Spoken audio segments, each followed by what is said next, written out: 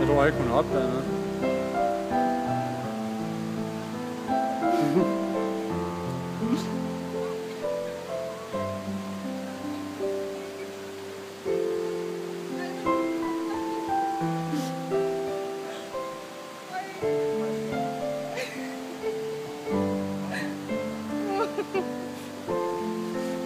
Vi har været sammen i 8 år, og forlovet i 7. Det har været et fantastisk år.